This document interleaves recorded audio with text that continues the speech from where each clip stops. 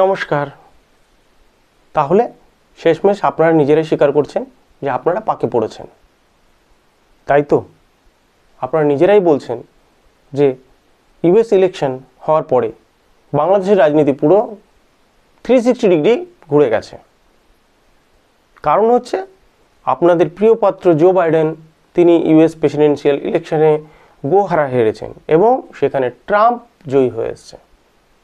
আর যেখানেই আপনাদের এই রাজনীতির 360 ডিগ্রি ঘুরে যাওয়া, আপনারা ভেবেছিলেন যে আপনারা জো বাইডেনের হাত দিয়ে আমেরিকার ছত্রছায়ায় থেকে শেখ হাসিনাকে সরিয়ে দিয়েছেন এবং আপনারা সেখানে রাজত্ব করবেন। আপনাদের আশায় জল ঢেলে দিল ট্রাম্প। সত্যি অবাক বিষয়। আজকে আপনারা বলছেন আরও কত ভীতু হয়েছেন আপনারা ট্রাম্প কি করেছে? ট্রাম্প স্পাই এজেন্ট হিসাবে তার হেড করেছে তুলসী গাব্বার্ডকে। আর এখানেই আপনাদের ভয়। আপনারা নিজেরাই বলছেন যে তুলসী গাব্বার্ড যেহেতু হিন্দু মহিলা, তাহলে তিনি কিন্তু কোনো অবস্থাতে বাংলাদেশের যেসব ঘটনাগুলো ঘটেছে সেই ঘটনা কিন্তু তিনি কোনো অবস্থায় বরদাস্ত করবেন না। অবশ্য তিনি ইলেকশনের আগেই তিনি বলে দিয়েছেন যে বাংলাদেশের যেসব ঘটনাগুলো ঘটেছে সেই ঘটনা কিন্তু আমি কোনো অবস্থায় বরদাস্ত করব না। সেখানে মাইনরিটির উপর যেসব অত্যাচার হয়েছে সেগুলো কোনো অবস্থাতে মেনে নেওয়া যায় না। সবথেকে বড় ব্যাপার, তুলসী গাব্বার্ডকে বাদ দিন, আপনারা ট্রাম্পের কাছে আসুন।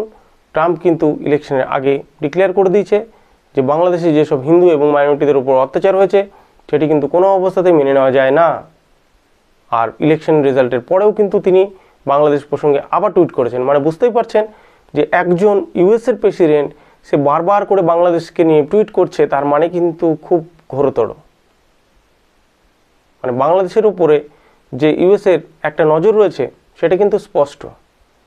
আর কখনোই কোনো অবস্থাতে কোনো দিনও ইউএসের ইলেকশনে বাংলাদেশ মানে একটা ছোট্ট পিচ্চি দেশ, তাকে নিয়ে কোনো দিনও কিন্তু কোনো ইলেকশনে নামগন্ধে থাকে না সে।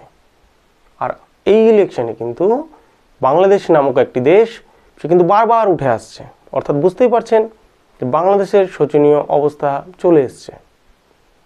মোহাম্মদ ইউনূস যে গভর্নমেন্টে রয়েছে তার সিচুয়েশন এতটাই খারাপ, সে এখন কি করবে কিচ্ছু বুঝতে পারছে না। সমন্বয়কারীরা ভয় পেয়ে গেছে। সমন্বয়কারীরা ভাবছে যে আমাদের হয়তো ফাঁসি হবে, শেখ হাসিনা যদি আবার চলে আসে তাহলে আমাদের কিন্তু দুর্দশা শুরু হয়ে যাবে।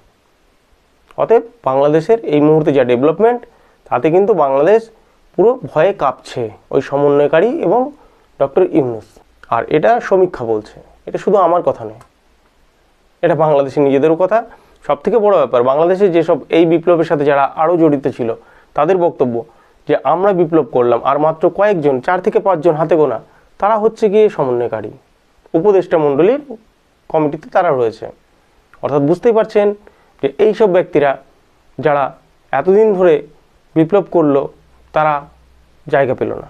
আর ওই 5-6 জন যারা পেটুয়া তারা ক্ষমতা দখল করে বসে আছে, যার জন্য কিন্তু সেখানকার ওই বাকি সমন্বয়কারী এবং যারা এই বিপ্লবের সাথে যুক্ত ছিল তারা কিন্তু বারবার বিক্ষোভ করছে।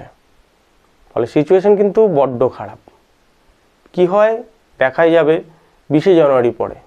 আর এটাও সত্যি যে 20শে জানুয়ারি হয়তো নাও হতে পারে, 16 ডিসেম্বরেও হয়তো এমন কিছু ঘটে যেতে পারে বাংলাদেশে যেটা অবিস্মরণীয় হতে চলেছে। অর্থাৎ কিছু তো একটা হবেই, সেটা আপনিও বুঝতে পারছেন, আমিও বুঝতে পারছি। দেখা যাক কি হয়। সবাই যেদিকে থাকবে আমরাও সেদিকে থাকবো। আর আমাদের তো ভিডিও বানানো কাজ। যদি বাংলাদেশে কোনো বন্ধুর যদি খারাপ লাগে ক্ষমা করবেন, আর যদি ভালো লাগে তাহলে লাইক, শেয়ার এবং সাবস্ক্রাইব করে ভিডিওটি আরও সবাইকে দেখার সুযোগ করে দিন।